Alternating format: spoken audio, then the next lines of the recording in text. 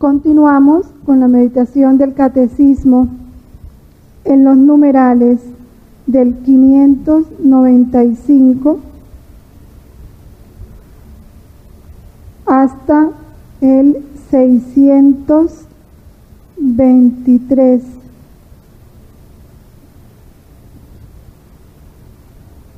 Que ya se empieza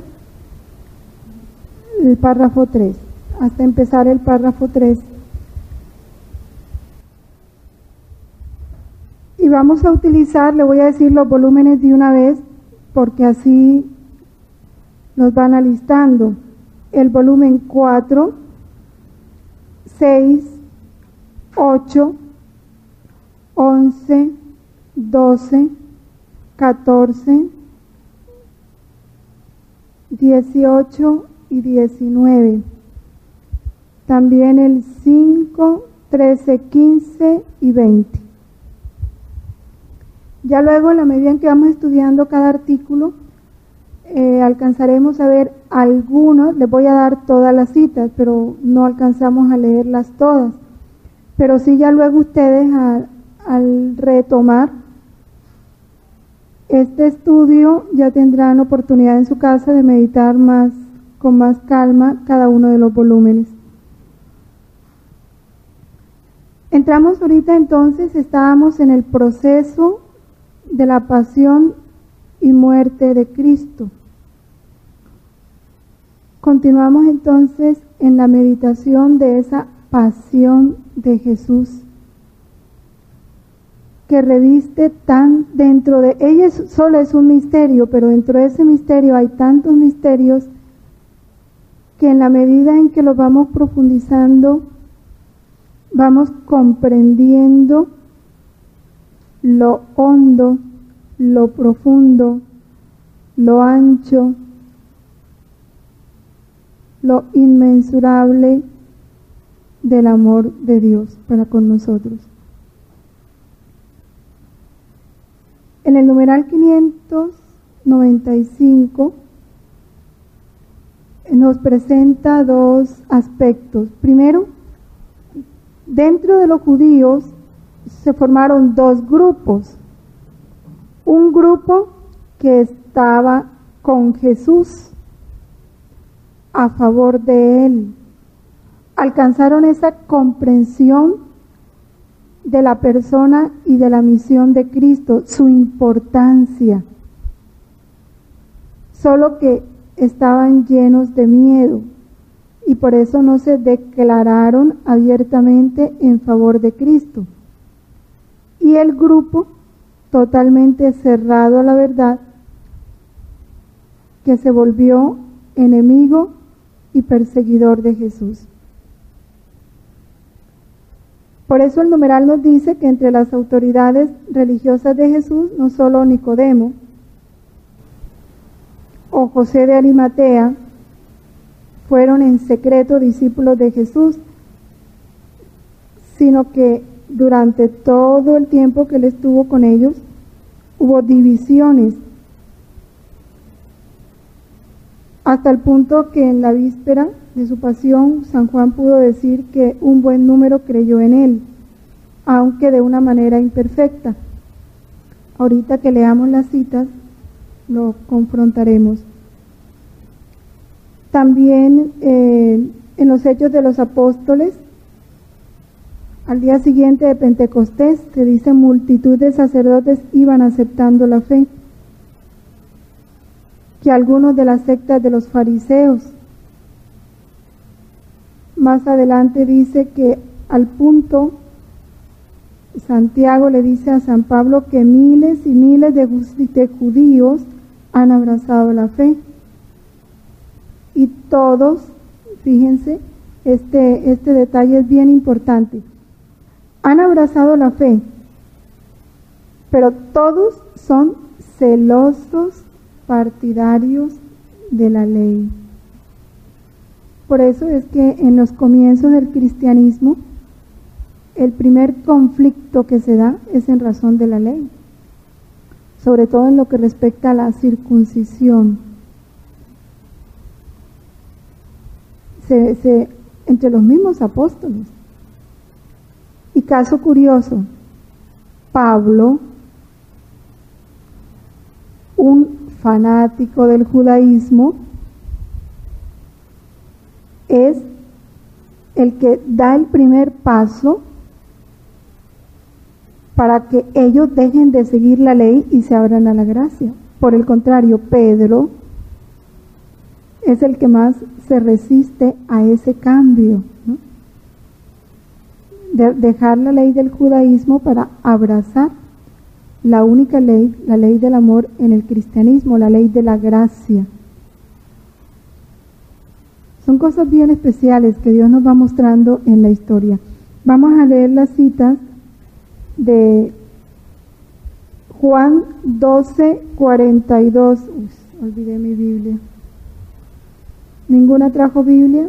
Juan 12:42, Julieta. Y vienes aquí, lo lees para que todos te escuchen, por favor. ¿Alguna otra tiene Biblia? Juan 12:42. Solo capítulo, el versículo.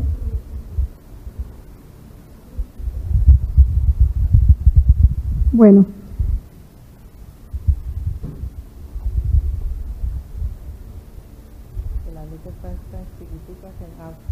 Sin embargo, aún entre los magistrados muchos creyeron en él, pero por los fariseos no lo confesaban, para no ser excluidos de la sinagoga. Por eso se habla de que creyeron de una manera imperfecta. No tuvieron el valor de confesarlo delante de sus compañeros. Y en Hechos de los Apóstoles, el capítulo 15, versículo 5 dice: pero se levantaron algunos de la secta de los fariseos que habían creído, los cuales decían: es preciso que se circunciden y mandarles guardar la ley de Moisés. Ahí se da el primer concilio, si así pudiéramos decir, ¿no? Para definir lo de la circuncisión y la no circuncisión para los judíos. A su vez, en Hechos 21:20, también ellos, oyéndole, glorificaban a Dios y le dijeron: ya ves, hermano, cuántos millares de creyentes hay entre los judíos y que todos son celadores de la ley. Pero han oído de ti que enseñas a los judíos de la dispersión que hay que renunciar a Moisés, y les dices que no circunciden a sus hijos ni sigan las costumbres mosaicas. En ellos se vuelve un conflicto. Imagínense la ley de Moisés, que era lo más respetado por los judíos. ¿Qué hacer pues? Seguro que sabrán que ha llegado. Bueno, esto, haz lo que vamos a decirte.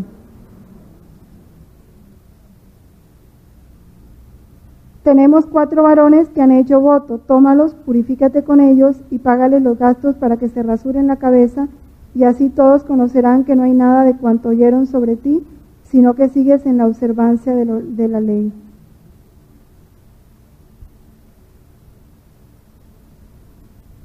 Cuanto a los gentiles que han creído, ya les hemos escrito nuestra sentencia de que se abstengan de las carnes sacrificadas a los ídolos, de la sangre, de lo ahogado y de la fornicación.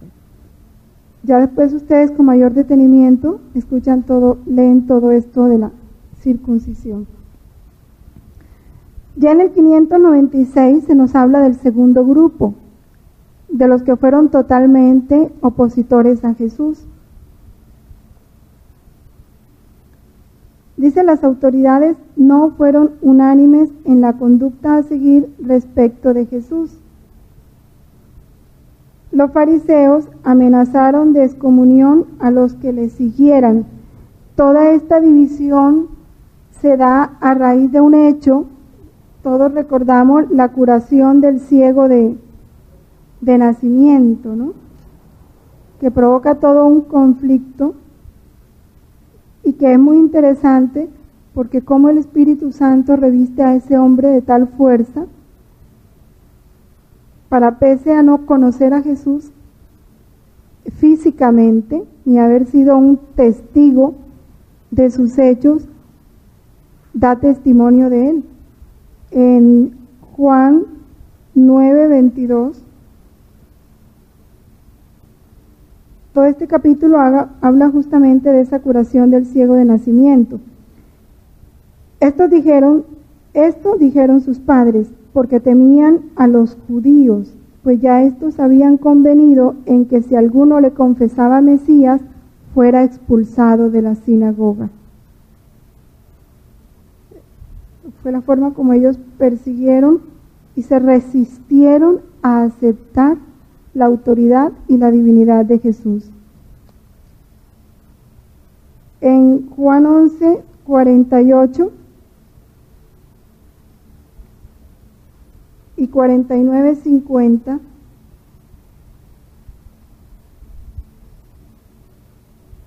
se nos narra el hecho tan importante para confrontar, convencernos de lo que es la ceguera humana, ¿no? Lo que es la obstinación. Ellos se resistieron a aceptar a Jesús. Y como se resistieron, nada les valió. Ni los hechos de Jesús, ni los muertos que resucitó, ni los mudos que hizo hablar, ni los demonios que expulsó, nada. Porque a ellos llegaban todas esas noticias y muchos de ellos fueron testigos de eso. Pero estaban tan cerrados que no encontraban otra explicación para Jesús, sino que estaba poseído, que el que le ayudaba a todo eso era el demonio.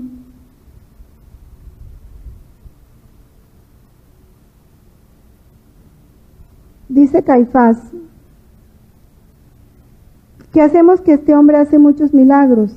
Si le dejamos así, todos creerán en él, y vendrán los romanos y destruirán nuestro lugar santo y nuestra nación. Uno de ellos, Caifás, que era sumo sacerdote aquel año, les dijo: vosotros no sabéis nada. ¿No comprendéis que conviene que muera un hombre por todo el pueblo y no que perezca todo el pueblo?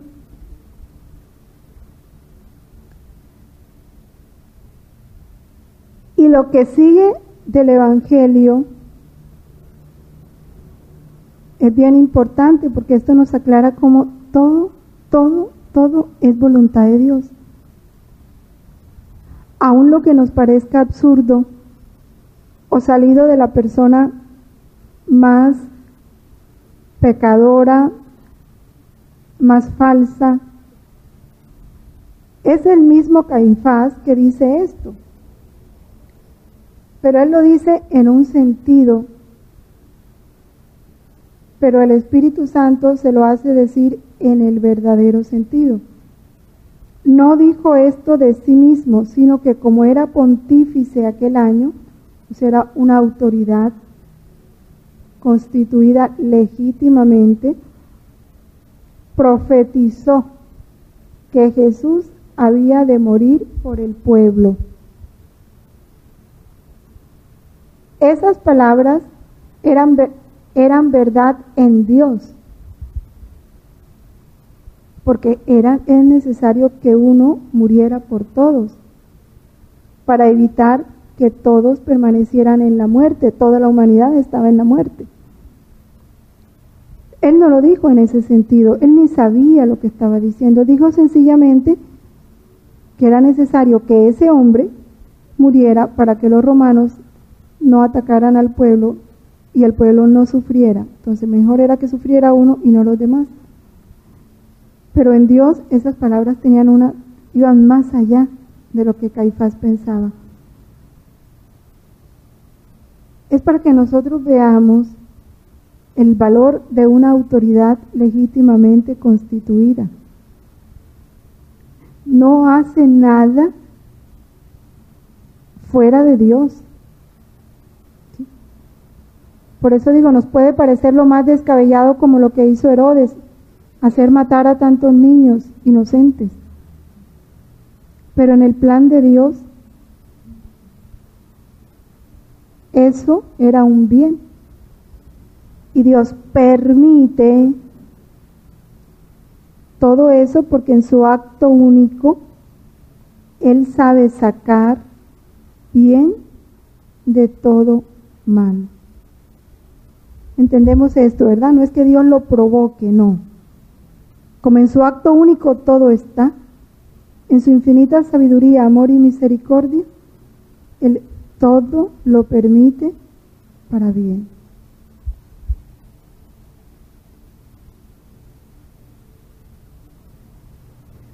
Cuando el Sanedrín declara a Jesús reo de muerte como blasfemo, ya sabemos todos cuál fue la blasfemia de Jesús, decir que Él era el Hijo de Dios. Estaba en una verdad. Y como ellos no lo podían condenar, porque no tenían esa autoridad, esa potestad, lo entregaron a los romanos, y los romanos sí podían condenar a alguien por motivos políticos. Entonces ellos le atribuyen a Jesús un motivo político. Cuando dijeron que era un embaucador y estaba asusando a la gente, ¿no? Un revolucionario. Por eso lo comparan con Barrabás y lo ponen a la par de Barrabás. Nos ponemos a imaginar el dolor de Jesús, no tanto por Él, por nosotros. Cuando ante todo ese pueblo, testigo de sus milagros, es decir, se benefició de todo lo de la multiplicación de los panes, todo. Cuando ponen a los dos y le preguntan, ¿a quién quieren ustedes que dejemos en libertad? Y todo el mundo escoge a aquel que habían metido a la cárcel porque sí era realmente un malhechor, que les había hecho daño.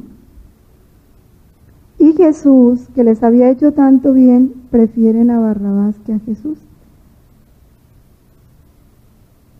Ahora, pongámonos nosotros ahí. Cada misterio de la vida de Cristo tiene que reproducirse en nosotros. ¿Cuántos disgustos, resentimientos, susceptibilidades nuestras? Porque a él sí y a mí no, o a ella sí y a mí no, porque nos posponen.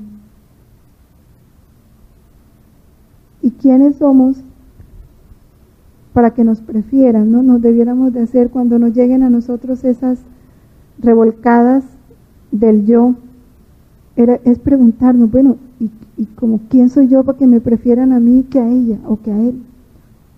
¿Qué tengo que tenga que exigir que me hubieran preferido a mí y no a él? Por eso dice en el volumen 2, no recuerdo el capítulo, que cuando el corazón está lleno del conocimiento de sí mismo, o sea, realmente uno se conoce, ni las alabanzas nos envanecen, ni las críticas o humillaciones nos alteran, porque sabemos quiénes somos, o sea, no producen efecto en nosotros. Contemplar este hecho nos ayuda muchísimo a ponernos en nuestro lugar. En el volumen 14,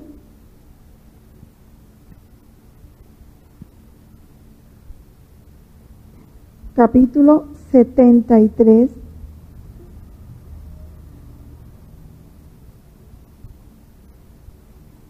del 24 de noviembre de 1922, Jesús habla porque Luisa estaba meditando cuando él lo presentaron ante Herodes. Y Luisa dice, ¿cómo es posible que Jesús tan bueno no haya tenido a bien decirle una palabra ni dirigirle una mirada? Tal vez ese pérfido corazón ante la potencia de la mirada de Jesús se hubiera convertido.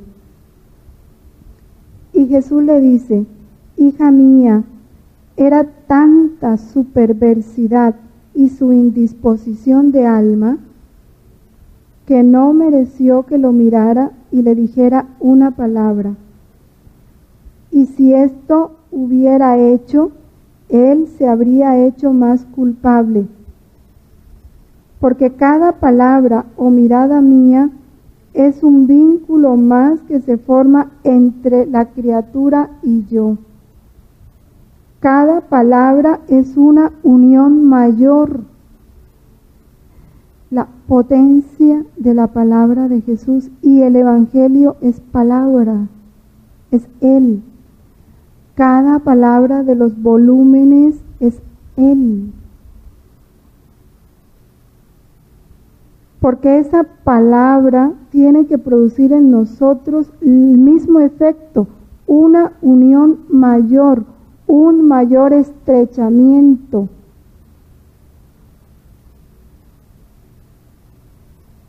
Al sentirse el alma mirada, la gracia comienza su tarea. Si la mirada o la palabra ha sido dulce o benigna, el alma dice, cómo era bella, penetrante, suave, melodiosa, ¿cómo no amarlo? O bien, si ha sido una mirada o palabra majestuosa, fulgurante de luz, dice, qué majestad, qué grandeza, qué luz tan penetrante, cómo me siento pequeña, cómo soy miserable, cuántas tinieblas en mí ante esa luz tan fulgurante. Si te quisiera decir la potencia, la gracia y el bien que lleva mi palabra, ¿quién sabe cuántos libros te haría escribir? Imagínense. Y dice uno, ¿qué le pasó a los judíos? Que no creyeron en él. Lo que es la obstinación o la superficialidad, la parábola del sembrador. Qué importante esto, porque repito, los judíos eran buenos judíos, pero no dieron el paso al cristianismo. Los que tenían el corazón abierto, sí, porque así les diera miedo confesar a Jesús, ya la resurrección los confirmó y entraron, dieron el paso al cristianismo. Pero los que se resistieron a aceptar esa palabra de Cristo, se enceguecieron totalmente. Qué importante es escuchar la palabra, escucharla. Cuando la estamos leyendo, la estamos escuchando. Estamos dejando que ella resuene en nuestra mente y en nuestro corazón. Porque es ella la que va a producir esa unión y la que nos va a abrir a Jesús. Porque esto se repite aún en el catolicismo, permanentemente. ¿Acaso no lo vemos?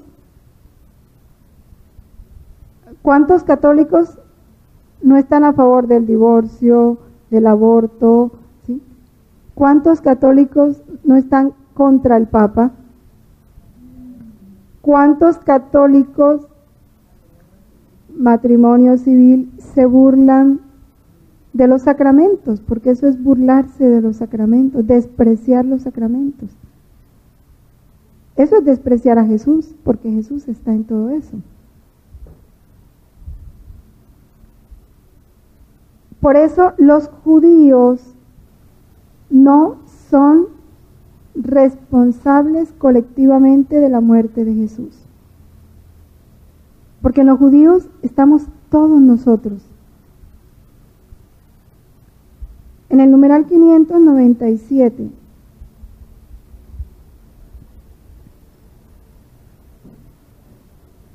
dice que teniendo en cuenta la complejidad histórica, o sea, todo, el gobierno que existía en ese tiempo, la situación política, social, todo lo demás geográfica,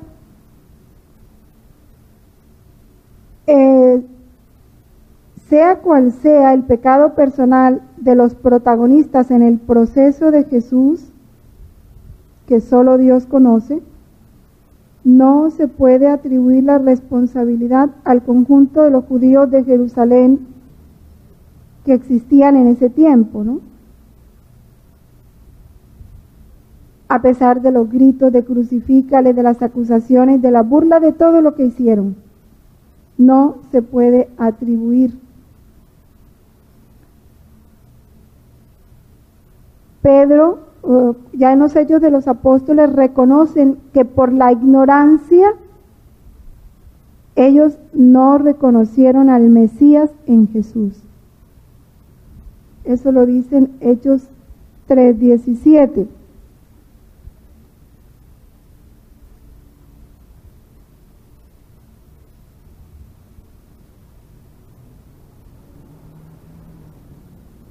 Dice así: ahora bien, hermanos, ya sé que por ignorancia habéis hecho esto, como también vuestros príncipes.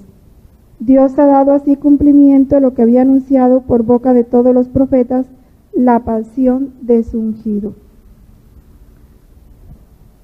Y son menos culpables, porque ellos no conocían lo que nosotros ahora conocemos.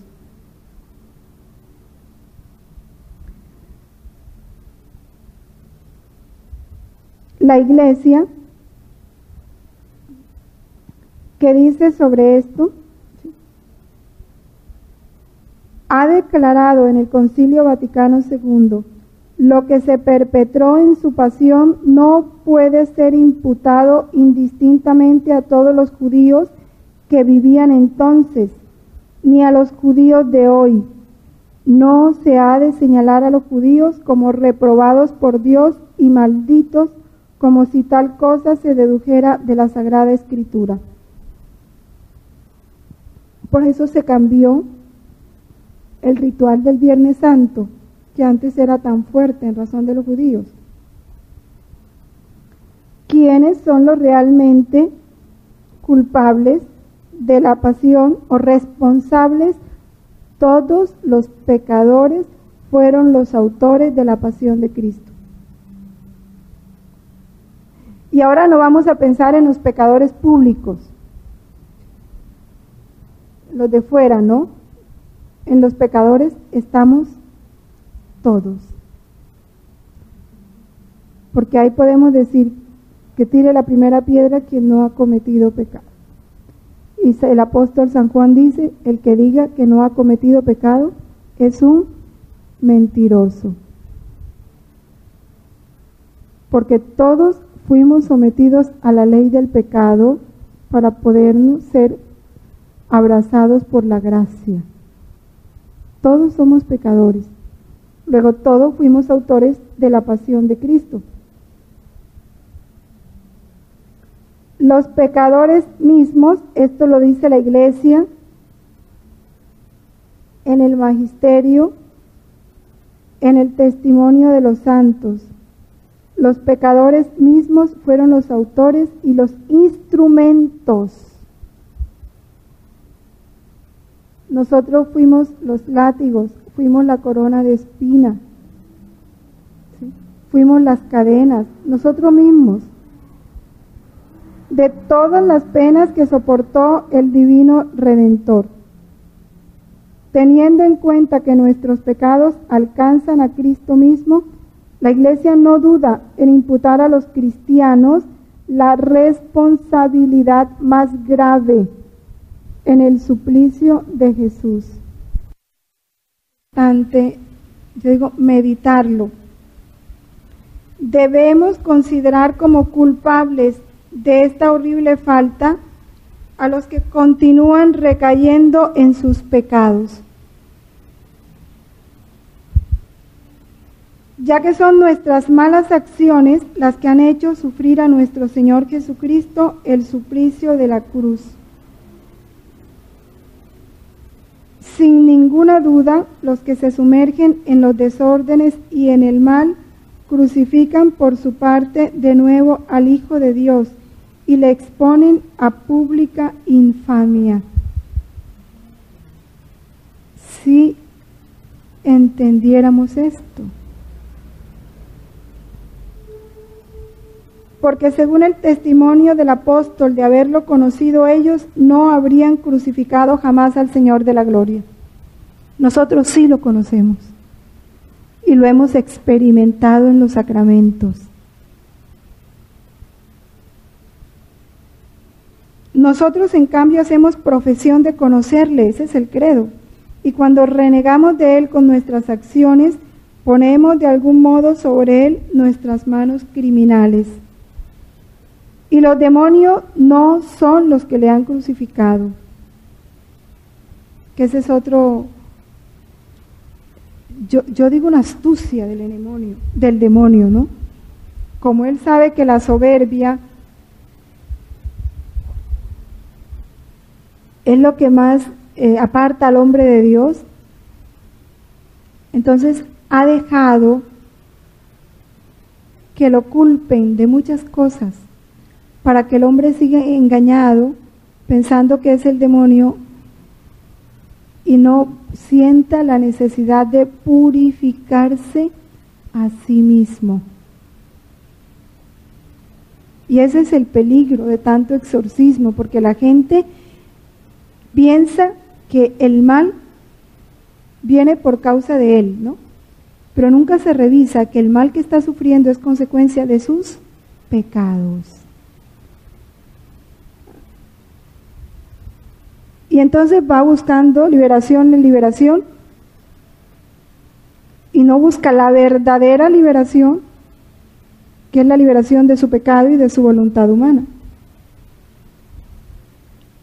Y esa es la astucia, el contento, porque el hombre piensa que está haciendo bien cuando está en sus garras.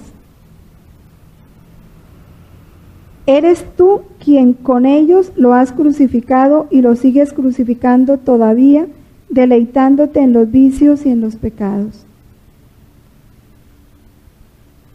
Y ojalá nosotros no caigamos en el peligro que puede caer un buen católico cuando lee esto. Está pensando en los demás. Pero no olvidemos, cuando meditamos las horas de la pasión, tantos pecados ocultos como son los juicios temerarios, el juzgar, pecado de pensamiento. Y con qué facilidad a veces hacemos juicios sobre la otra persona, sobre el comportamiento o causa de una reacción de otra persona. Las críticas, la falta de caridad comentando lo negativo públicamente, porque estoy difamando a los otros. La falta de pureza en la intención. Cuántas obras llenas de vanagloria, de estima propia, cuántas intenciones egoístas en obras buenas, cuánto interés personal. Y eso nadie lo ve, nadie se da cuenta, solo Dios. Y eso laceró y sigue lacerando el cuerpo de Jesús. De esto hay muchos volúmenes que nos hablan. Vamos a leer algunos, se los voy a decir todos. Está en el volumen 5, el capítulo 21. En el volumen 6, el capítulo 72. En el volumen 8, la página 52, porque ahí no tiene capítulo. Y en el volumen 12, la página 16.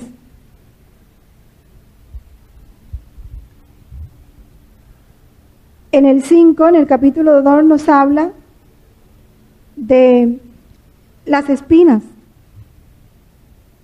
el significado de las espinas. Estas espinas significan también que el único y verdadero rey soy yo.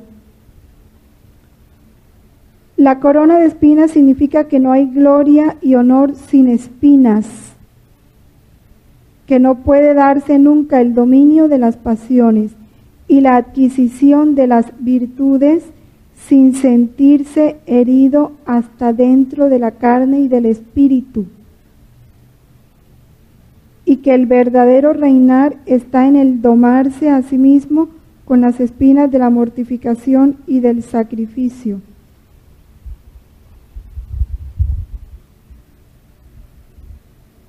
Solamente quien me constituye rey de su propio corazón goza paz y felicidad, y yo lo constituyo rey de mi propio reino.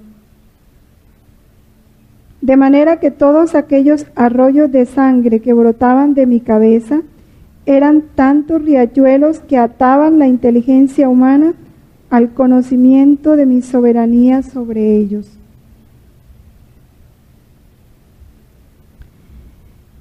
En el volumen 6, en la página 72, capítulo 72,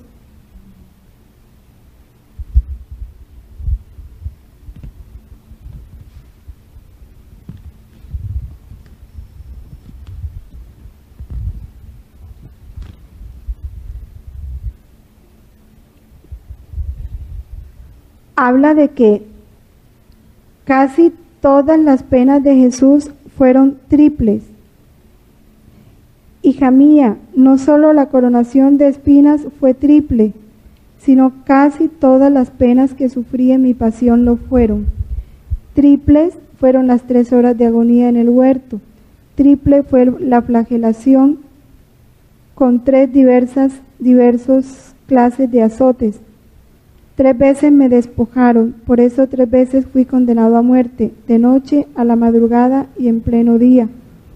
3 fueron las caídas bajo la cruz, 3 los clavos, 3 veces mi corazón derramó sangre, a saber, en el huerto, por sí mismo, de su propio centro, en la crucifixión, cuando fui estirado tremendamente sobre la cruz, tanto que mi cuerpo quedó completamente dislocado, y mi corazón se destrozó dentro y derramó sangre después de mi muerte, cuando con una lanza me fue abierto el costado.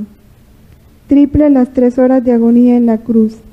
Si se quisiera examinar todo, cuántas cosas triples se encontrarían.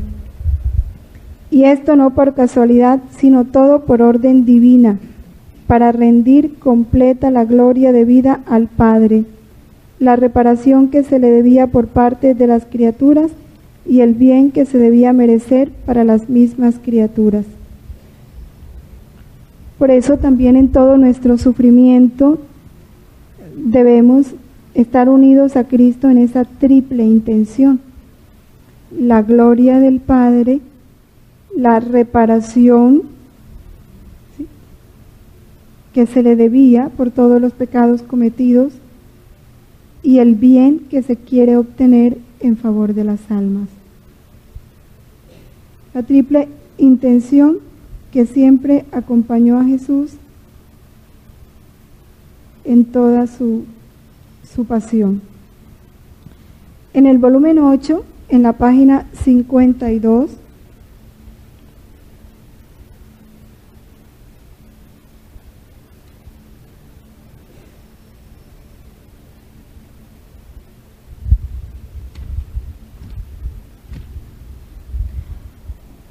dice cómo la vida de todos palpitaba en el corazón de Jesús.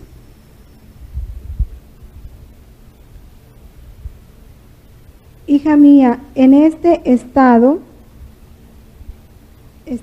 Luisa se está quejando de su estado, ¿no? Y también se acercaba a él y oía los latidos de su corazón, y los oía muy fuerte. Y él le dice: en este estado se encontraba mi corazón en el acto de mi pasión. En mi corazón palpitaban todas las vidas humanas, que con sus pecados todas estaban en actitud de darme la muerte. Y mi corazón, a pesar de la ingratitud de todas, arrebatado por la violencia de mi amor, les restituía a todos la vida. Por eso palpitaba tan fuerte.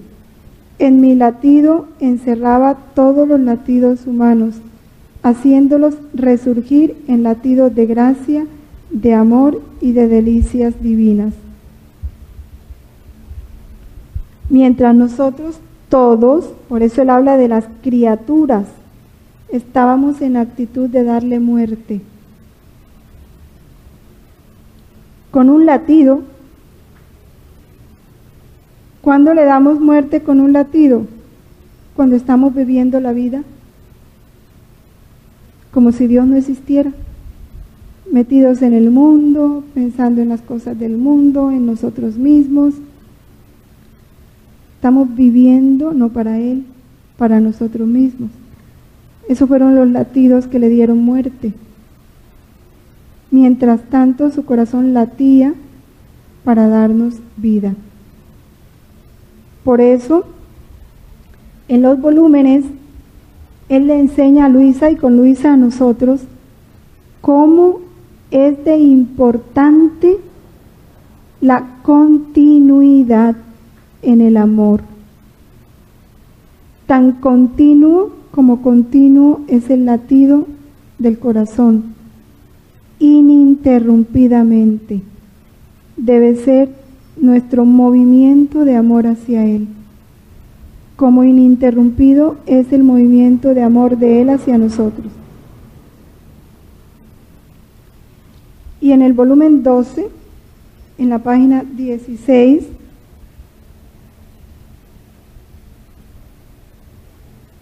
es el capítulo del 2 de mayo de 1917.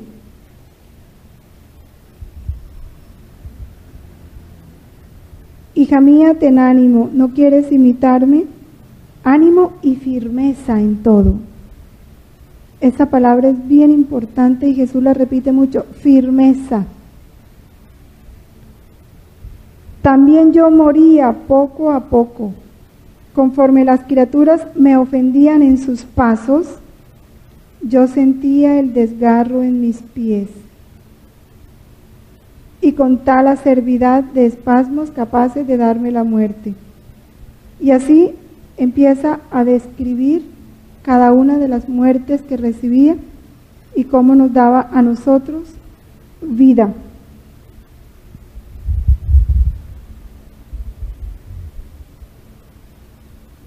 En la contemplación de este misterio de la pasión y muerte de Cristo, hay una verdad bellísima, cada verdad es muy bella, pero esta se une mucho al tema que estudiábamos el jueves, la ley de la divina voluntad, porque esa ley de la voluntad divina fue la que Jesús cumplió a cabalidad en su pasión y en su muerte, porque Jesús sufrió todo lo que sufrió por una única causa, porque el Padre así lo quería, así lo había dispuesto. Por eso Jesús es entregado según el preciso designio de Dios. Ese es un misterio de amor. Dios dispuso, Dios entregó a su Hijo para eso, para que Él sufriera todas las muertes que eran necesarias para que nosotros obtuviéramos la vida divina en todo, en el pensamiento, en las miradas, en las audiciones, en todas las acciones de los sentidos, externos e internos, en todo. Imagínense, y por cada vida de cada uno de nosotros, multipliquémoslo, son los hombres que existen, por los que han existido, sumémoslo, y existirán. Y por las vidas de cada uno Jesús tenía que sufrir una muerte. Por cuántas vidas iba a dar, vidas divinas. Y el Padre es el que dispone eso. Por eso leemos en varios de los escritos de Luisa como él dice que nosotros no éramos capaces de hacerlo sufrir lo que él tenía que sufrir. No íbamos a ser capaces. Por eso el Padre se encarga de provocarle, proporcionarle todos los sufrimientos necesarios para darnos vida. No es sino ponernos en el lugar del Padre y coger un ser querido, a ver si somos capaces de ofrecerlo por el rescate de muchos, como si secuestraran, póngale usted al presidente de la República, o secuestraran a un pueblo entero y dijeran que por cada persona necesitan una vida.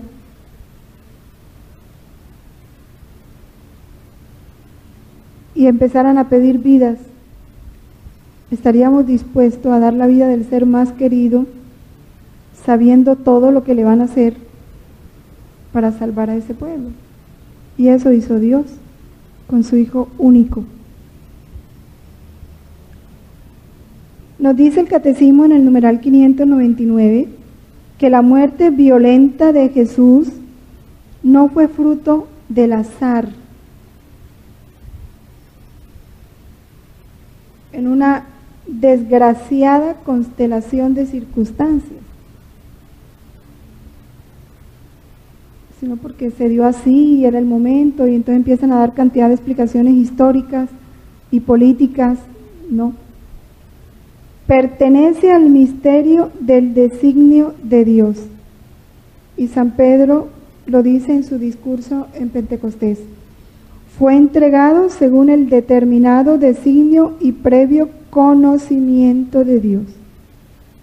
Cuando habla de ese previo conocimiento de Dios, San Pedro nos está ubicando en ese acto único y eterno, en ese decreto divino que establece la redención. Hechos 2:23 nos dice esto.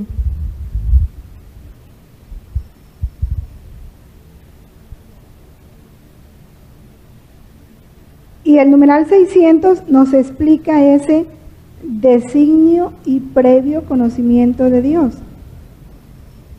Habla como para Dios todos los momentos del tiempo están presentes en su actualidad, acto único y eterno. Dime.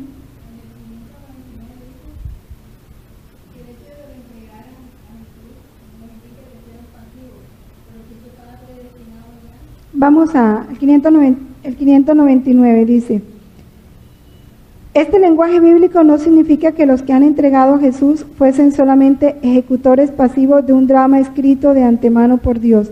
Más adelante lo explica. Establece su designio eterno de predestinación, incluyendo en él, fíjate, la respuesta libre de cada hombre a su gracia. Sí, verdaderamente se han reunido en esta ciudad contra tu santo siervo Jesús, que tú has ungido, Herodes y Poncio Pilato, con las naciones gentiles y los pueblos de Israel, de tal suerte que ellos han cumplido todo lo que en tu poder y tu sabiduría habías predestinado. Dios ha permitido los actos nacidos de su ceguera para realizar su designio de salvación. Todo lo permite para bien. No es que Dios dijo, bueno, voy a crear a Herodes, ¿no? Porque en Dios todo está en un solo acto. De pronto, no sé, por eso el misterio de la predestinación nos es difícil entenderlo, porque nosotros estamos en el tiempo, ¿sí? Estamos en el tiempo y nosotros no podemos entrar tan concretamente en un acto único, porque no, vivimos en un ayer, en un hoy y en un mañana. En Dios todo es en un solo acto, por eso permite la ceguera de unos para que se dé la redención. Como Él lo había dispuesto, o sea, Él había dispuesto que su Hijo sufriera una muerte por cada vida que tenía que dar. Pero en ese acto único y eterno, estas criaturas, también salidas de Él, no responden a su gracia, se cierran a la verdad. Y ahí es donde Dios en su infinita sabiduría y misericordia saca bien del mal. ¿Sí? Sí, no es fácil entender. Ahí es donde dice que yo tengo acciones y disposiciones que el hombre no alcanza a comprender con su mente, que está obligado a adorar en mudo silencio. Solo lo único que tenemos que saber que eso es perfecto. Si Dios lo permitió en lo más perfecto, es fruto de su bondad, de su amor, de su misericordia.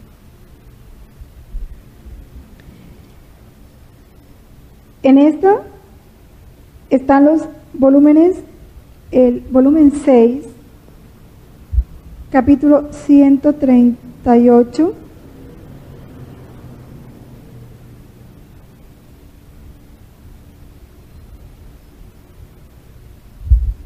que habla, en su pasión Jesús se ocupó, esto nos aclara mucho este numeral, en su pasión Jesús se ocupó de complacer al Padre.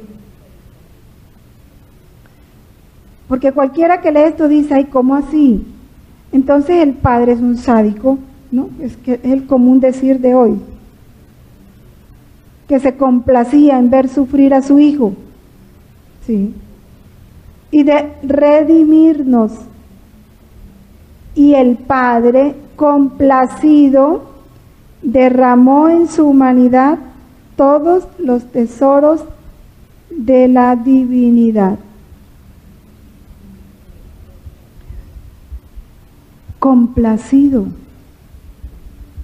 porque Él en Jesús encontró la reparación y la satisfacción por todos los pecados de toda la humanidad. Hija mía, mi interior en aquellas penas estaba ocupado principalmente en complacer en todo y por todos a mi amado Padre. Primer objetivo de todo sufrimiento, porque esto es amar como Jesús amó. Luego, segundo objetivo, la redención de las almas. Primer objetivo, gloria del Padre y satisfacción, reparación. Segundo, redención de las almas. Y lo que más agradaba a mi corazón era el ver la complacencia que me manifestaba el Padre, viéndome sufrir tanto por su amor. De modo que todo lo juntaba en sí.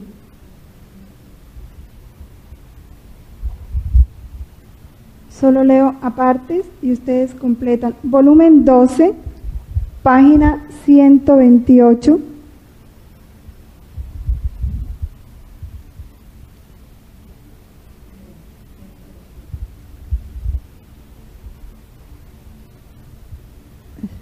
En la 129. La pasión interior que la divinidad hizo sufrir a la humanidad de Jesús durante el curso de su vida. No solo fueron los 3 días. Esa fue la pasión externa, la de los 3 días. ¿Ves, hija mía? Ni 3, ¿no? Fue un día prácticamente, fueron 24 horas.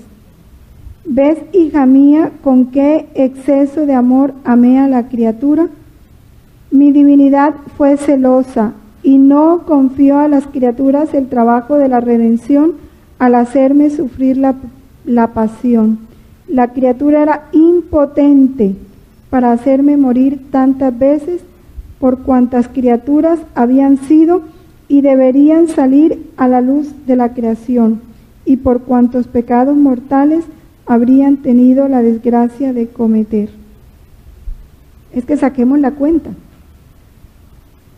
Por cada criatura y por cada pecado mortal de cada criatura. La divinidad quería vida por cada vida de criatura y vida por cada muerte, o sea, por cada pecado que con el pecado mortal se daba. ¿Quién podría ser tan potente sobre mí y darme tantas muertes, sino mi divinidad? Y en el volumen 19, capítulo 28,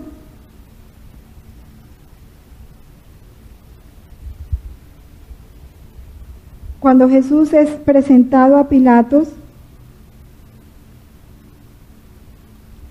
también Jesús aquí nos habla de ese designio de Dios.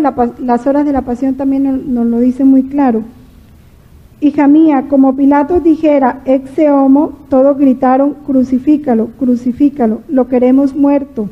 También mi mismo Padre Celestial y mi inseparable Madre, y no solo los que estaban presentes, sino todos los ausentes y todas las generaciones pasadas y futuras. ¿Ve? También nosotros gritamos crucifícalo. Y si alguien no lo dijo de palabra, lo dijo con los hechos, porque no hubo uno solo que dijese que me quería vivo, ni uno. Y el silencio es una confirmación de lo que quieren los otros. Este grito de muerte de parte de todos fue para mí dolorosísimo. Yo sentía tantas muertes cuantas personas gritaron crucifícalo.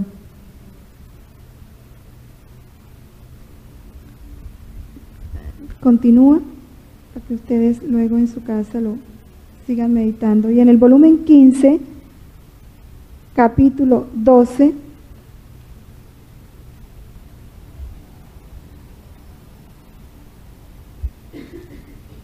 dice lo que la cruz que le dio la divina voluntad a nuestro Señor. No fue solo en la pequeña cruz del Calvario en la que me crucificaron los hebreos. Esta no era más que una imagen de la larga cruz en la que me tenía crucificado la voluntad suprema. Así que cada criatura formaba el largo y el ancho de la cruz. Nosotros fuimos la cruz de Cristo y formándola quedaban injertadas en la misma cruz. Y la divina voluntad, extendiéndome sobre ella y crucificándome, no solamente ella formaba mi cruz, sino también todas las demás criaturas que la formaban. Es por eso que tenía necesidad del ámbito de la eternidad en donde yo debía tener esta cruz. El espacio terrestre no habría sido suficiente para contenerla. Si Jesús tuvo que dar una muerte por cada vida, nosotros no podemos pretender alcanzar vida sin muerte. También para nosotros la cruz, cualquier, momento o circunstancia de dolor, y no nos imaginemos las grandes, una enfermedad incurable, la muerte de un ser querido, un revés económico, esas son circunstancias grandes. Hablemos de las cosas pequeñas de cada día. Aquella persona que contraría mi voluntad, que siempre se está oponiendo a lo que yo digo. Todas las incomodidades, molestias de cada día. Esa cruz también es fruto del designio amoroso del Padre para mí. Él labró esa cruz para mí, y así como se complacía Él viendo a su Hijo, y el Hijo se complacía sabiendo que esa cruz estaba haciendo feliz al Padre, así nos toca vivirlo a nosotros. Si no, es que no podemos decir que estamos viviendo el Evangelio. Por eso, huir de lo que me incomoda, de lo que me choca, de lo que me contraría, de lo que se opone a mi criterio, de lo que se opone a mis gustos, es oponerme al designio amoroso del Padre. Que para cada uno de nosotros, de igual manera, esa cruz, así tenemos que mirarla, sobre todo ya los hijos de la divina voluntad. Ya es una, que dijéramos, como una incoherencia nuestra, ¿sí? Estar conociendo estas verdades, estar diciendo que soy hijo de la voluntad divina y me estoy oponiendo a la voluntad divina o me estoy resistiendo a la voluntad divina. Egoístamente sí, en forma egoísta, ¿ya? En forma egoísta, porque, si tú tienes un problema de columna y te conviene mejor un colchón mejor que el que tienes y te lo compras, ahí no estás haciendo nada. Me refiero a una forma egoísta. Cuando la voluntad del Padre a través de alguien te hace morir a tu criterio, a tu gusto, a tu proyecto, a tu programa, a tu propósito, y tú te resistes a eso. ¿Sí? Porque es que la voluntad de Dios está en todo, está en las circunstancias, está en las personas que me rodean. No hablo de las cosas malas o incorrectas, hablo de lo sencillo, de lo ordinario de cada día.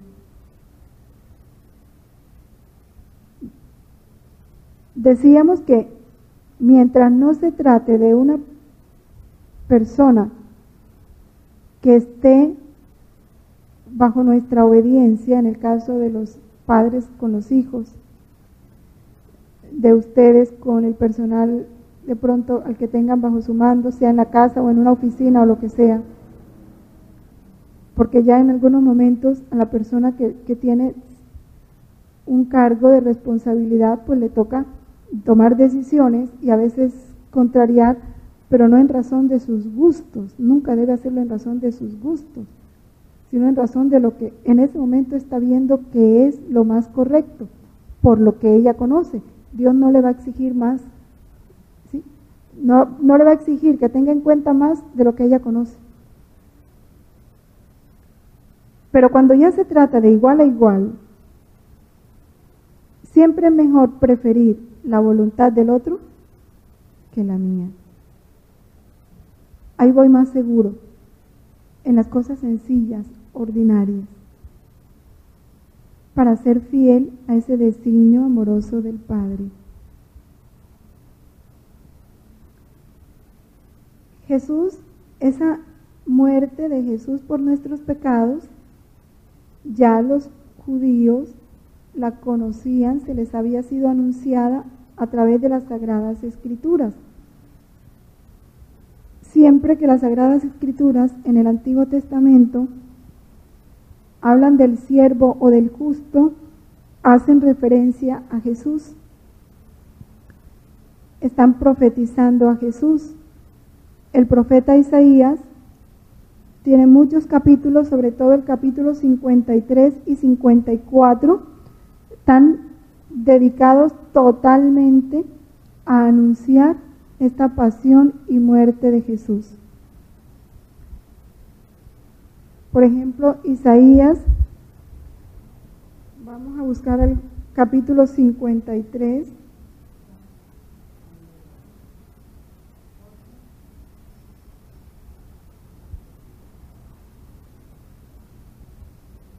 A partir de, ¿sí? ¿A quién fue revelado el brazo de Yahvé? Sube ante él como un retoño, como raíz de tierra árida. No hay en él parecer, no hay hermosura para que le miremos, ni apariencia para que en él nos complazcamos. Y ahí empieza a describir todo la pasión de Jesús. No había apariencia, o sea, Jesús ocultó perfectamente su divinidad.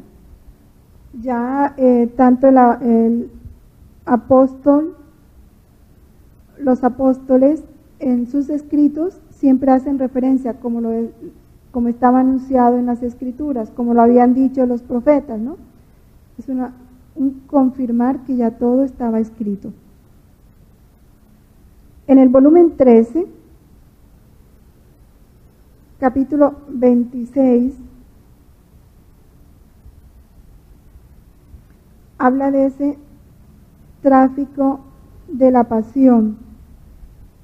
Este capítulo es muy interesante y nos ayuda mucho a nosotros. Hija mía, cada vez que el alma piensa en mi pasión, se acuerda de lo que yo sufrí o me compadece, se renueva, fíjense, se renueva en ella la aplicación de mis penas,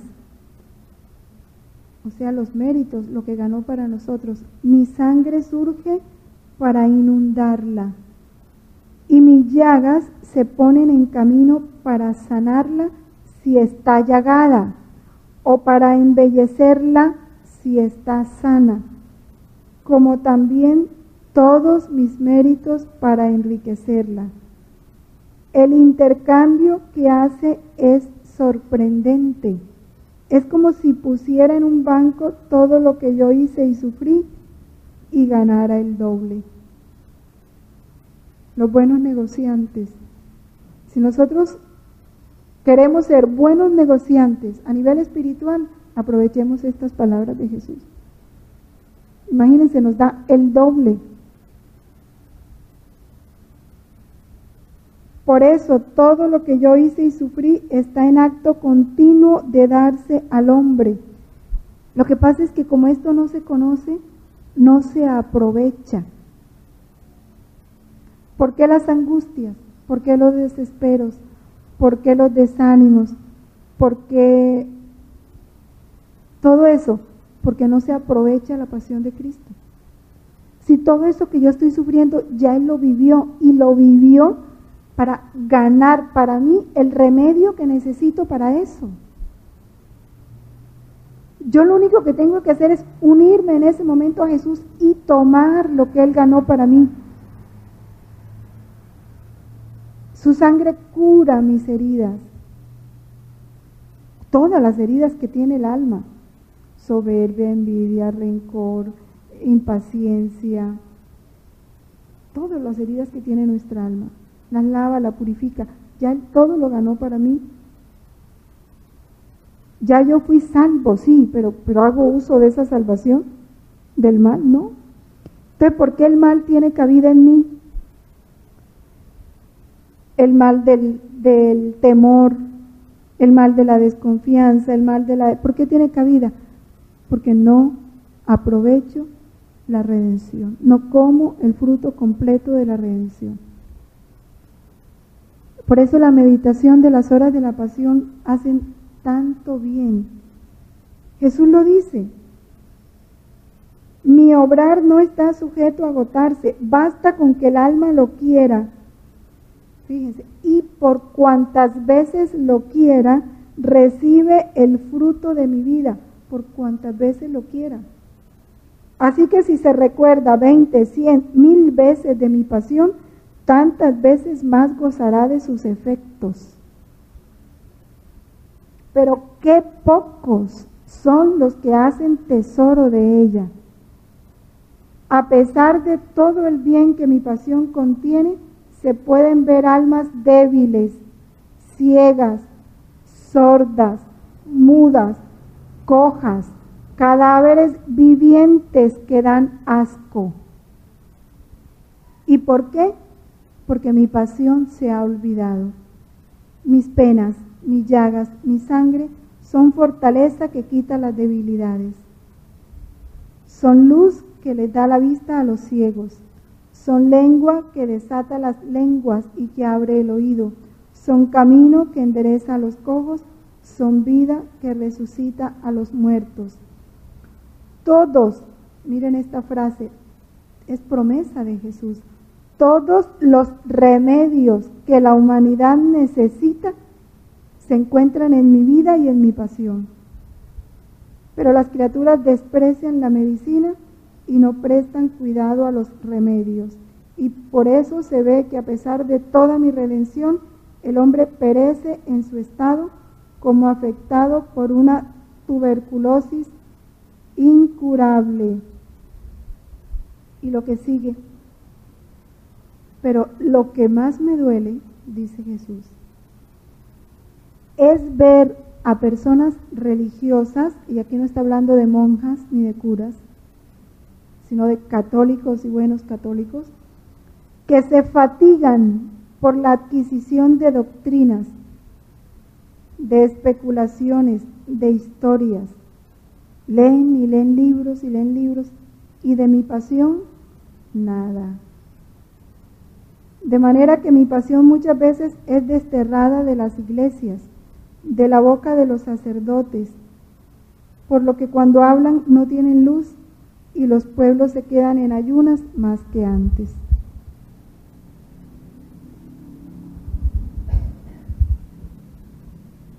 Continuando mirar la pasión desde el designio amoroso del Padre, Dios lo hace pecado por nosotros. Esta es otra verdad fuerte.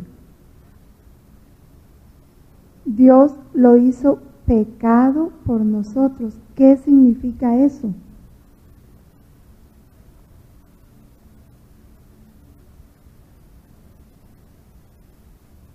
Los pecados de los hombres, consecuencia del pecado original, están sancionados con la muerte. Al enviar a su propio Hijo en la condición de esclavo, la de una humanidad caída y destinada a la muerte a causa del pecado. Lo hizo esclavo. ¿Esclavo de qué? Nosotros fuimos reducidos a la esclavitud, a la servidumbre. ¿Cuál servidumbre? El hombre era el rey de la creación. Cuando el hombre peca en el paraíso, deja de ser rey y se hace siervo. Entonces ya la creación no le sirve al hombre. Ya el hombre tiene que estar sometido a la creación.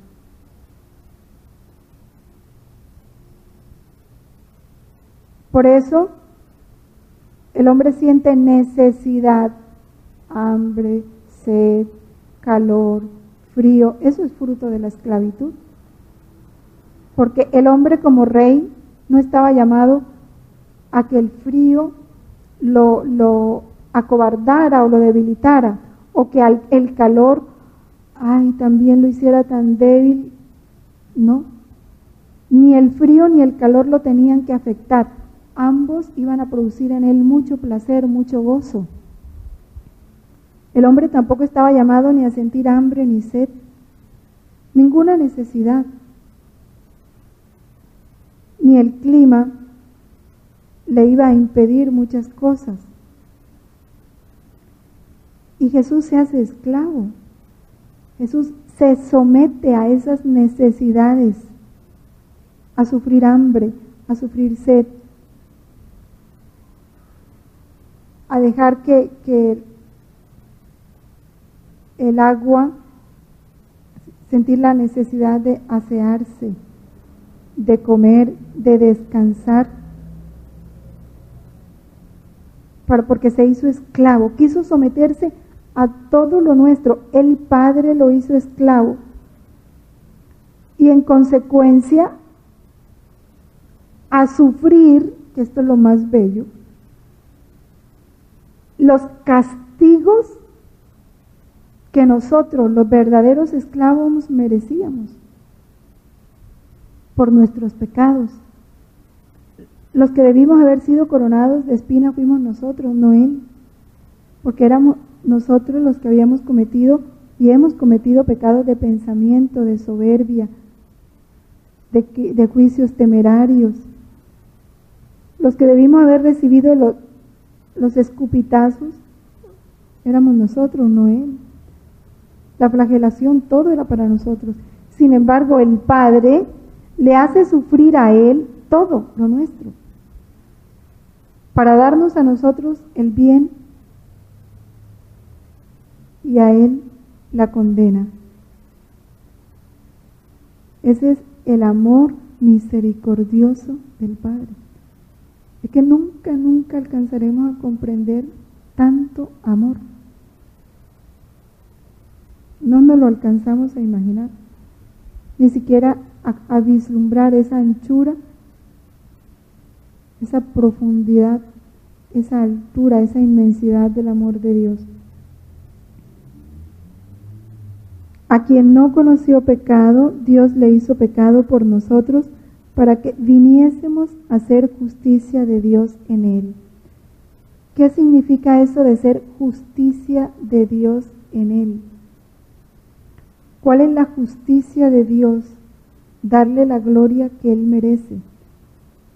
Ser alabanza para su gloria. Ser monumentos para la gloria del Padre. Eso fue Jesús, un continuo acto de alabanza y de gloria al Padre. Y con su muerte y con su pasión, Él mereció para nosotros lo que Él era, que nosotros llegáramos a ser con Él gloria del Padre, que nosotros llegáramos a ser con Él verdadera justicia de Dios, o sea, verdadera retribución para Dios, criaturas que le glorificaran permanentemente. Eso ganó Él para nosotros, la santidad.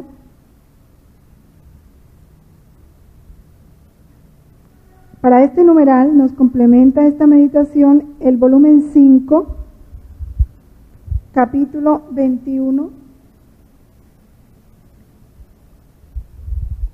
el volumen 12, página 173, y el mismo volumen 12 en la página 183. El volumen 5, en el capítulo 21, ya lo leímos, habla del significado de las espinas y de la coronación de espinas. En el volumen 12, en la página 173,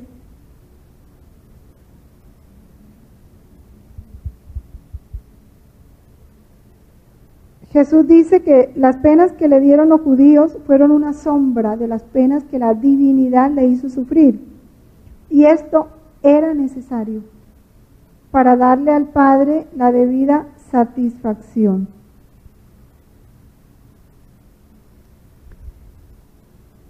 Más adelante Jesús explica cómo el hombre pecando no solo ofende a la majestad suprema externamente, sino también internamente. ¿Por qué? Porque deforma dentro de sí esa imagen divina que se le infundió cuando creó, cuando Dios lo creó. Por eso dice que el pecado se forma primero en el interior del hombre y después sale al exterior. Se maquina en el corazón. Muchas veces lo que sale al exterior es la parte mínima y la parte mayor queda en el interior. Por eso, como las criaturas eran incapaces de penetrar en mi interior y hacerme satisfacer con penas la gloria del Padre, que con tantas ofensas de su interior le habían negado, y mucho más porque estas ofensas herían la parte más noble de la criatura, cual es la inteligencia, la memoria y la voluntad, donde está sellada la imagen divina. Por eso Él tuvo que sufrir tanto internamente, y las penas internas se las produjo la divinidad. La novena de Navidad ya nos empieza a contar esas penas íntimas que nadie conoce y que sufrió Jesús en el vientre de María. Y en la página 183 del mismo volumen 12, continúa hablando de lo mismo, ¿no?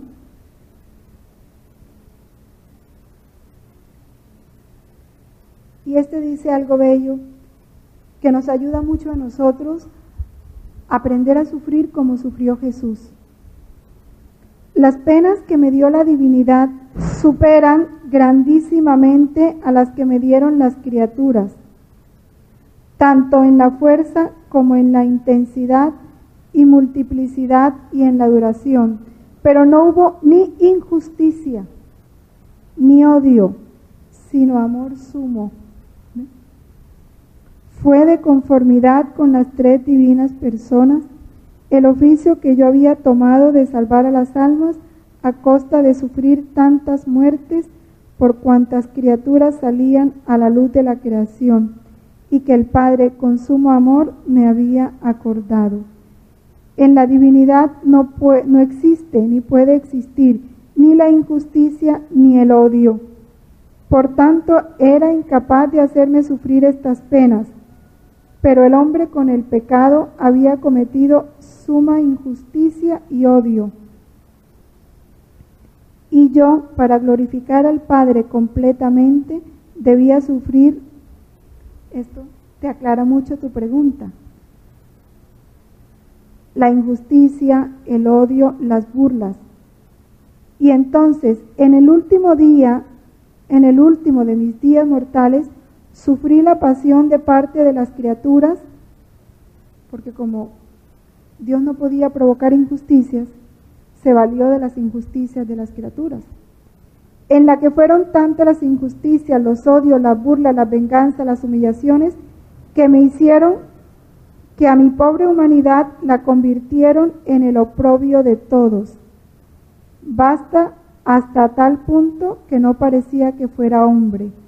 Me desfiguraron tanto que a ellos mismos les daba horror mirarme.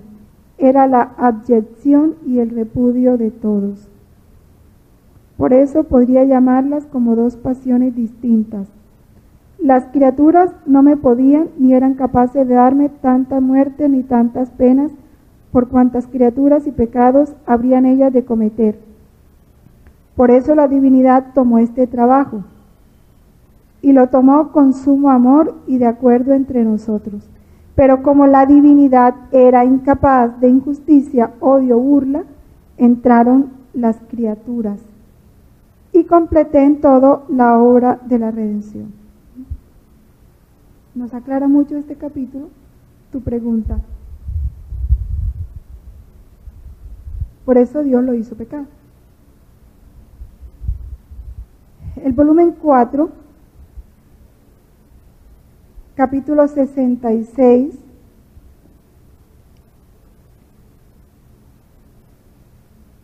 y el volumen 14, capítulo 2,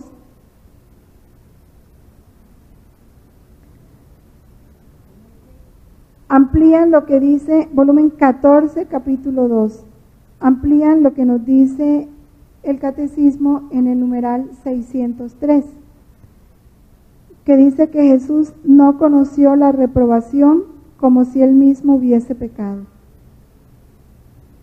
O sea, el Padre no lo reprobó como pecador, ¿no?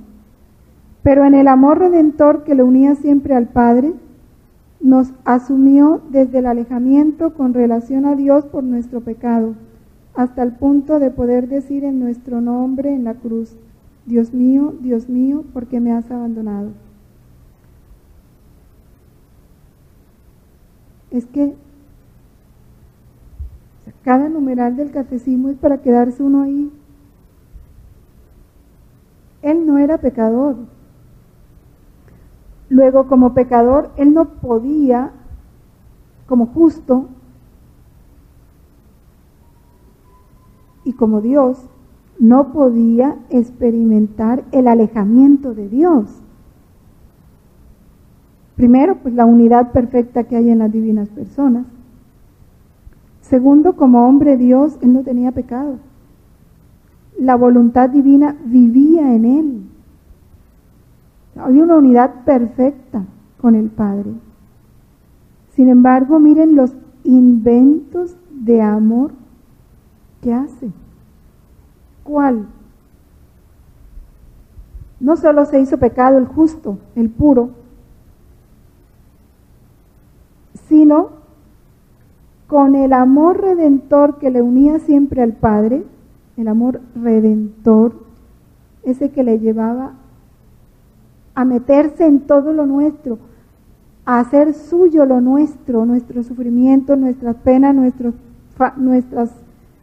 castigos, asumió desde el alejamiento con relación a Dios, quiso experimentar en sí mismo la distancia entre el hombre y Dios por el pecado. Y eso fue lo que le hizo decir en la cruz: Dios mío, ¿por qué me has desamparado? Que mucha gente no entiende y dice, pero ¿cómo así? Si las tres divinas personas son inseparables y quien me ve a mí ve al Padre, ¿cómo así que Jesús en la cruz dice, Dios mío, ¿por qué me has desamparado? Si Dios estaba en Él. Sí, pero son los inventos de amor. En nuestro nombre. Es un invento de amor, ni siquiera de eso quiso excluirse, para que cuando nosotros por el pecado o por la privación experimentemos la ausencia de Dios, el alejamiento de Dios, encontremos en Cristo el remedio. Porque Él sufriendo ese abandono del Padre, que es un misterio, son los misterios de amor. Cuando Él sufre eso, gana para nosotros la fuerza que necesitamos, la luz para lograr superar esa distancia. Esa es la gracia que mueve al pecador a volver a Dios, ganada por Jesús en la cruz. Al haberle hecho así solidario con nosotros pecadores, Dios no perdonó ni a su propio Hijo, antes bien le entregó por todos nosotros, lo dice Romanos 8:32, para que fuéramos reconciliados con Dios por la muerte de su Hijo. En el volumen 4, el capítulo 66,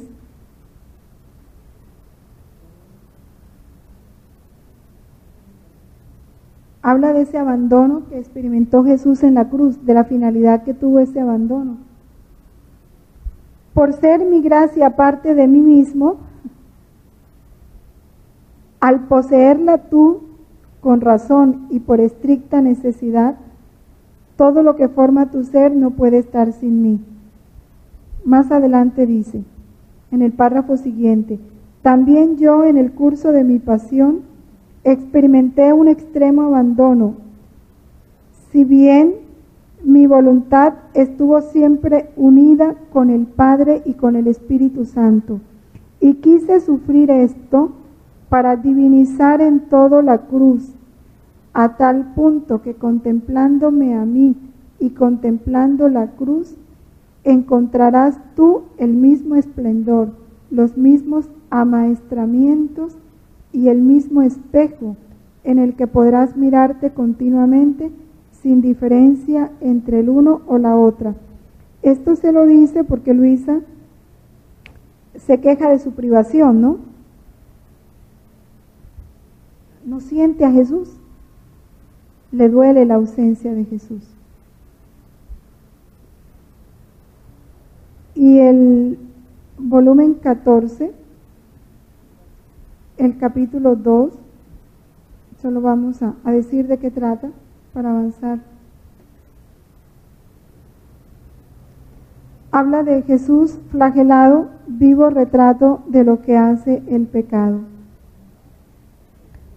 Mírame bien para que conozcas a fondo mis penas. Mi cuerpo es el verdadero retrato del hombre que comete pecado. El pecado lo desnuda de los vestidos de mi gracia y yo, para dársela de nuevo, me hice desnudar de mis vestidos. Toda esta contemplación nos ayuda a vivir la reparación en cada instante, ¿no? Cuando soy despojada, cuando soy atacada, olvidada, bueno, todo lo que sufrió Jesús. En los numerales 604 y 605 se nos recalca la idea de cómo Dios tiene la iniciativa del amor redentor. Es el Padre quien entrega a su Hijo por la salvación del mundo.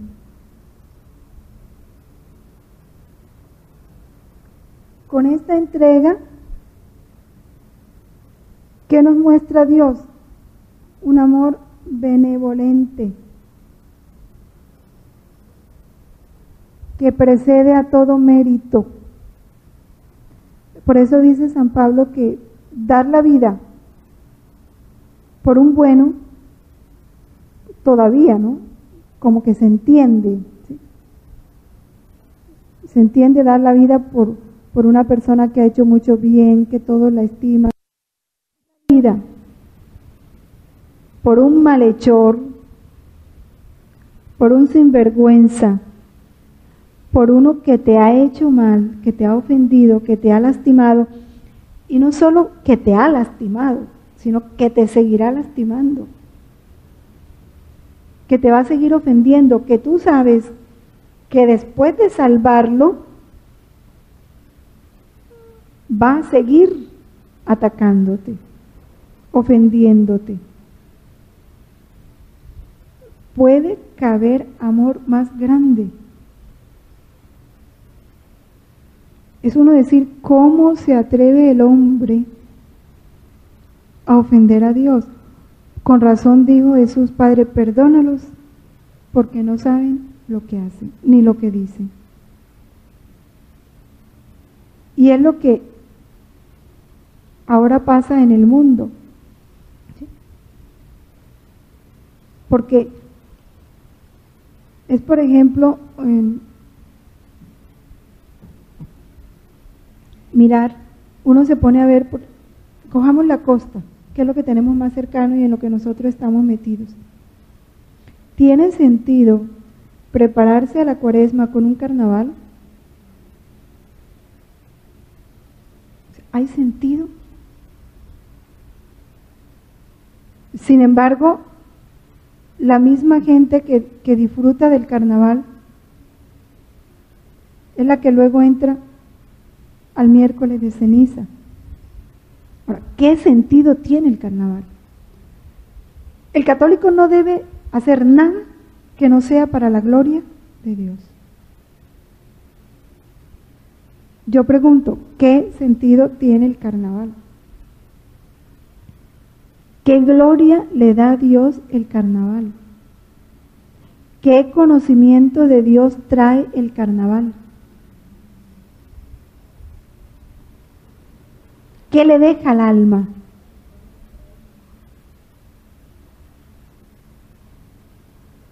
Y no podemos decir que fiesta de paganos, es fiesta de cristianos.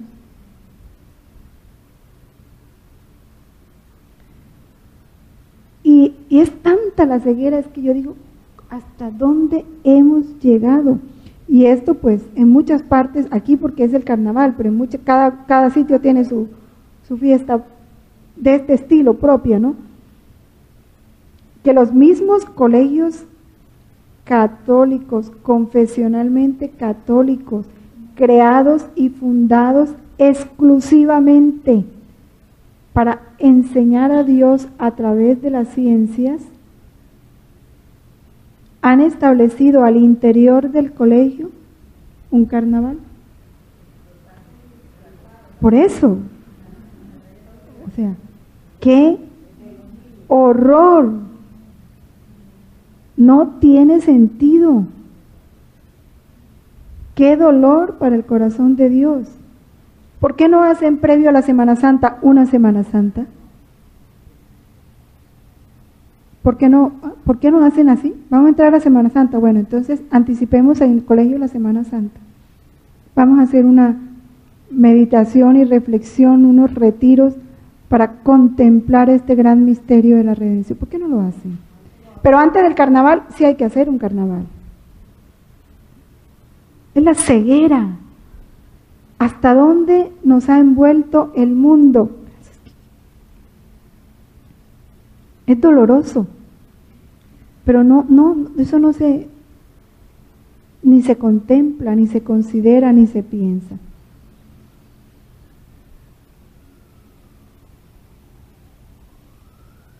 La prueba de que Dios nos ama es que Cristo, siendo nosotros todavía pecadores, murió por nosotros.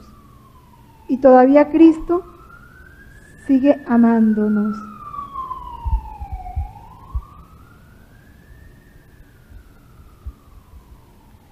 Por eso Jesús dice, cuando habla de la oveja perdida, de la misma manera no es voluntad de vuestro Padre Celestial que se pierda uno de estos pequeños. Deja los 99 por una sola. Tanto es el amor de Dios por un alma. Dar su vida en rescate por muchos. Cuando habla de muchos, no significa que algunos quedaron excluidos.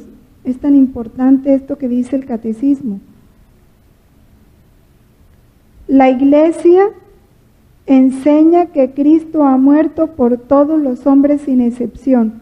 No hay, ni hubo, ni habrá hombre alguno por quien no haya padecido Cristo.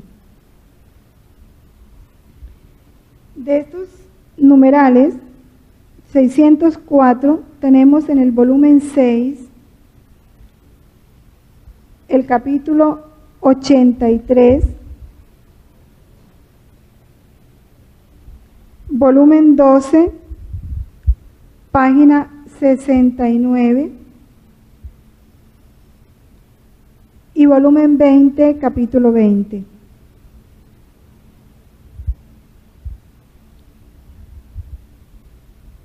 El volumen 6 dice en su capítulo 83, hija mía, mi divinidad en mi humanidad bajó al abismo más profundo de todas las humillaciones humanas. Abismo más profundo. Nadie ni ha sido, ni es, ni será humillado más de lo que fue humillado Jesús. Nadie. Él bajó al abismo más profundo de todas las humillaciones. Tanto que no hubo ningún acto humano, por más bajo y pequeño, que yo no divinizara y santificara. No lo hubo, no hay acto humano. Y esto para restituir al hombre la redoblada soberanidad, la pérdida en la creación y la que le adquirí en la redención. Pero el hombre, siempre ingrato y enemigo de sí mismo, ama ser esclavo en vez de soberano. Mientras con un medio tan fácil, a saber, fíjense el medio, con la intención de unir sus acciones a las mías. Eso es lo que nos toca hacer. Podía hacer sus acciones meritorias con mérito divino. Hace de ellas una ruina y pierde la divisa de rey y la soberanía de sí mismo.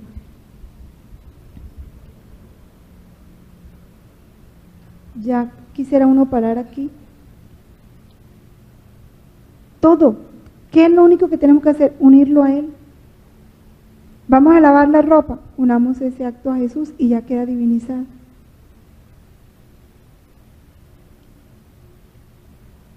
Pero si no lo hacemos, Es un acto de esclavo. Y es tan simple. Lo único que necesita es una atención continua. El martirio de la atención continua, de estar nuestra mente absorta en Dios, como lo estuvo la de María. Y el Espíritu Santo, que en la memoria se hace memoria de todo lo divino en nosotros en la medida en que le vamos dando espacio, vamos siendo dóciles a Él.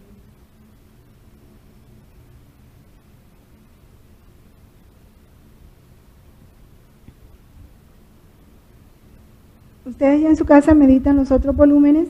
Vamos a leer el numeral 2793 del Catecismo.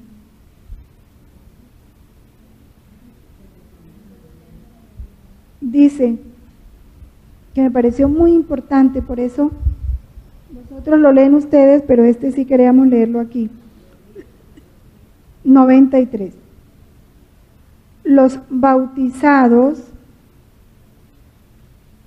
¿ya lo encontraron? 2793. Los bautizados no pueden rezar el Padre Nuestro sin llevar con ellos ante Él a todos aquellos por los que el Padre ha entregado a su Hijo amado. El amor de Dios no tiene fronteras, nuestra oración tampoco debe tenerlas. Orar a nuestro Padre nos abre a dimensiones de su amor manifestado en Cristo. Orar con todos los hombres y por todos los que no le conocen aún, para que estén reunidos en la unidad. Esta solicitud divina por todos los hombres y por toda la creación ha inspirado a los grandes orantes. Tal solicitud debe ensanchar nuestra oración en un amor sin límites cuando nos atrevemos a decir Padre Nuestro.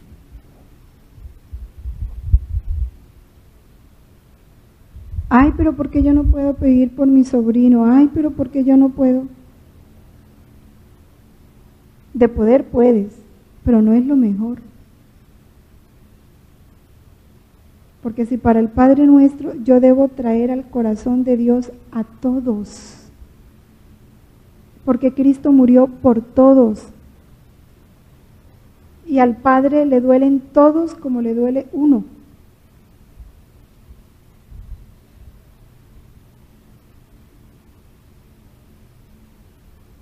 Toda la vida de Cristo es ofrenda al Padre.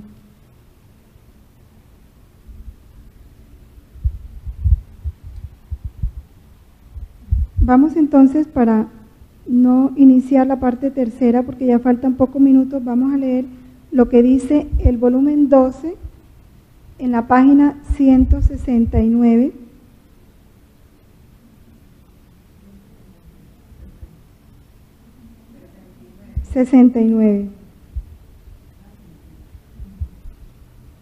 Nos dice cómo Jesús hizo por cada alma todo lo que ella estaba obligada a hacer hacia su Creador.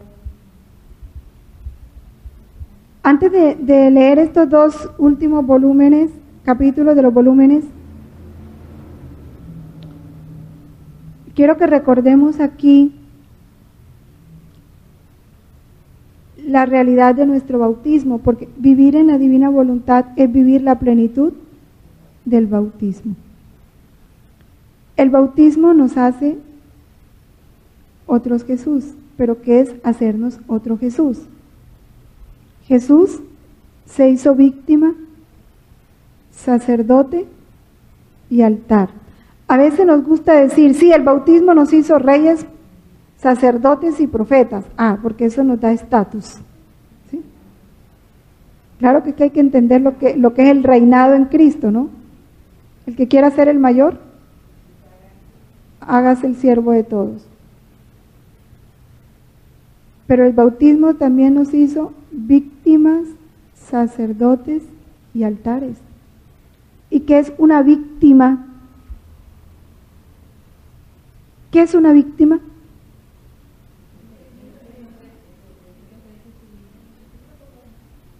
La que se ofrece a morir, a ser inmolada.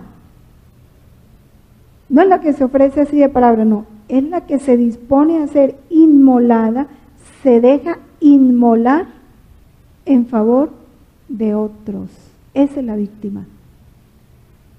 Y el bautismo nos hizo víctimas con Cristo, por participación. Él es la víctima escogida por el Padre, pero en Él, si nos incorporamos a Él, somos con Él víctimas, sacerdotes y altares. La víctima es la ofrecida, la inmolada, la degollada, el cordero degollado.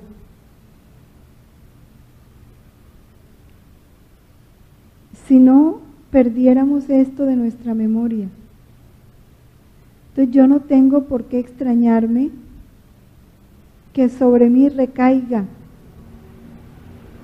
lo que otros merecen, pero que me tocó a mí.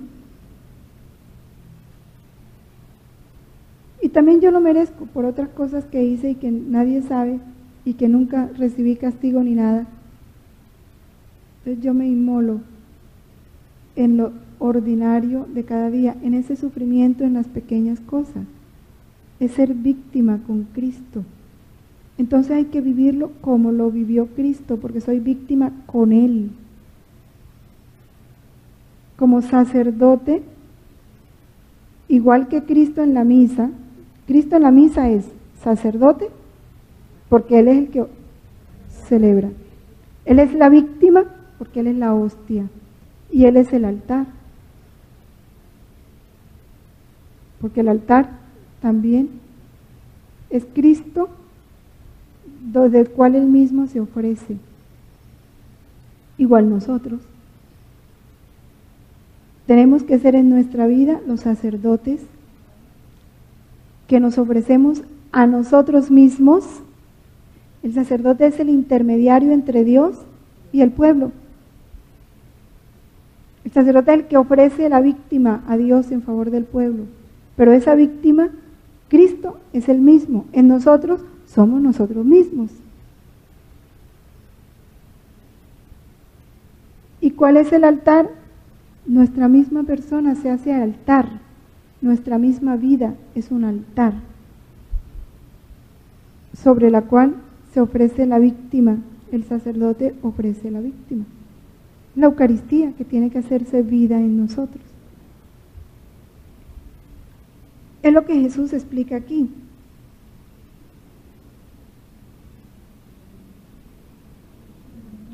Ven, sí, es el volumen 12, página 169, del 19 de abril, 6-9, del 19 de abril de 1919. Ven, hija mía, ven a mi divinidad para poder comprender mejor y ver mejor lo que hacía mi humanidad. Mi humanidad fue el medio que reordenó la armonía entre el Creador y la criatura. Yo hice por cada alma todo lo que ella estaba obligada a hacer hacia su Creador, sin excluir ni siquiera las mismas almas perdidas, porque por todas las cosas creadas debía dar al Padre gloria, amor y satisfacción completas, con la diferencia de que las almas que en alguna forma satisfacen sus deberes hacia el Creador, casi ninguna llega a satisfacerle totalmente. A la mía se une su gloria y todo lo que hacen queda como injertado en lo mío. En cambio, las almas perdidas quedan como miembros áridos que faltándoles los líquidos vitales no pueden recibir ningún injerto del bien que he hecho para ellas, sino que sirven solo para arder en el fuego eterno. Así que mi humanidad restituyó la armonía perdida entre la criatura y el Creador, y la selló a precio de sangre y penas inauditas. Ahora, no olvidemos que como la divina voluntad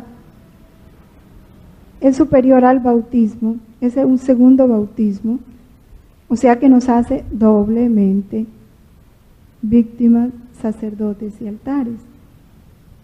Y ya nosotros nos entregamos a Jesús y le dijimos que queríamos ser toda de Él, entonces Él actúa con toda libertad, así como hizo con su hijo. Si un hijo de Él por allá en determinada parte está para condenarse o se va a suicidar por un momento de desesperación o de lo que sea, Él nos hace sufrir lo que es alma. ¿Sí? Le tocaba sufrir para darle a ella la luz, la paz, la salvación, lo que sea. Y dispone de nosotros como quiere. Por eso en las horas de la pasión nos dice que los estados de ánimo que sintamos ya reconozcamos en ellos a Jesús, ¿no? Sufriendo en nosotros, eso en favor de. Y el Padre Pedro dice, para que no nos creamos mucha cosa que no lo somos, tengamos la doble intención, reparo por mí y por todos. Pero saber que ya nuestro trabajo va más allá de quedarme sufriendo y consolándome a mí misma, porque pobrecita yo, todo lo que me hicieron, o todo lo que tengo, o por las que estoy pasando, ¿no? Ya como Jesús, mirándolo a Él nos volveremos valientes, como Él lo fue, porque la fuerza y el valor nos la da su voluntad, la ley de su voluntad. Es principio, medio, es ella la que nos da la fuerza, es ella la que en nosotros se hace valor, se hace seguridad y fin de todos nuestros actos. Y el volumen 20, capítulo 20,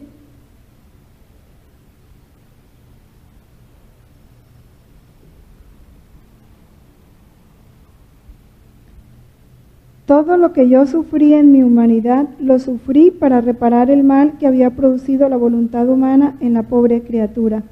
Ella formó la prisión que le quitó la libertad de pasearse en su Dios en los cielos, en donde ella quisiera. La volvió incapaz de hacer el bien, la privó de la luz y la rodeó de densas tinieblas. Yo vine a la tierra y me encerré en el augusto seno de mi querida madre, precisamente para abatir mediante mi dolorosa prisión los muros de esta cárcel y para restituirle al hombre la santa libertad de los hijos de Dios. Siempre pensemos como Jesús. Yo estoy sufriendo esto para que otros tengan lo que yo no tengo. Santa Teresita decía, Dios me privó ahorita de la fe, cuando tuve las tentaciones de la fe, para darle a los que no tienen fe, fe, luz. Me quitó a mí la luz para darle la luz a ellos. Dios, ¿cómo?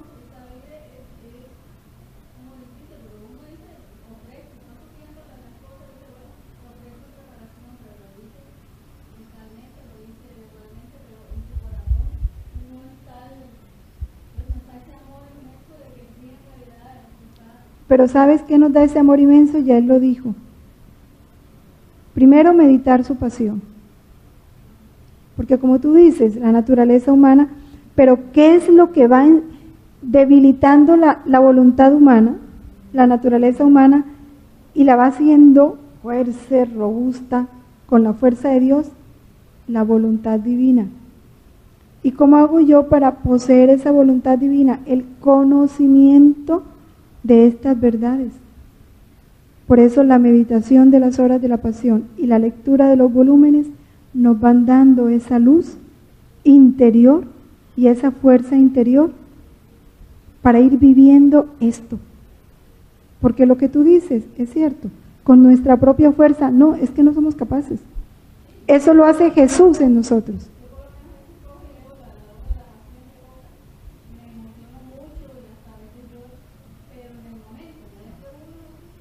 ¿No? Es importante, primero, que tú comprendas que tu voluntad humana no es capaz de eso y quieras dejar reinar a la voluntad de Dios en ti. ¿Por qué Jesús fue capaz de eso? ¿Por qué María fue capaz de sufrir tanto? No fue por ella, por la voluntad divina que reinaba en ella. Porque Dios no sabe débiles, no sabe inconstantes, como dices tú. Ahora en un momento de fervor muy bonito y después ya se me olvidó. Es la inconstancia del hombre. ¿Qué es lo que nos vence todo eso en nosotros? Una voluntad divina.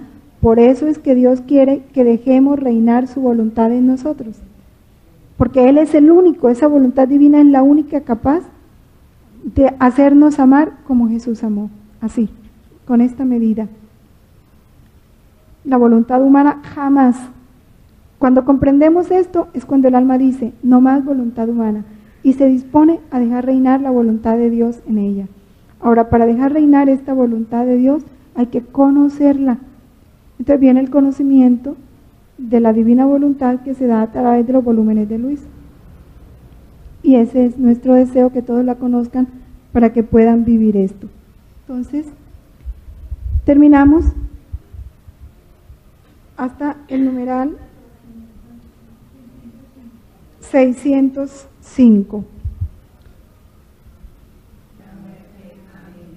En el nombre del Padre, del Hijo, del Espíritu Santo. Amén. En la voluntad de Dios.